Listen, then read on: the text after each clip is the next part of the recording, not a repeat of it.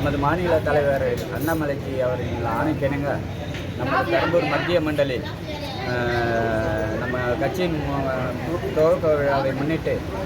இன்றைக்கு பொதுமக்கள் அனைவரையும் சந்தித்து இனிப்புகள்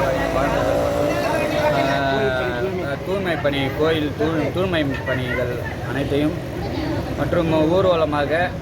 பொதுமக்களை சென்று நமது கட்சியினுடைய கோட்பாடுகள் அனைத்தையும் விளக்கும் விதமாக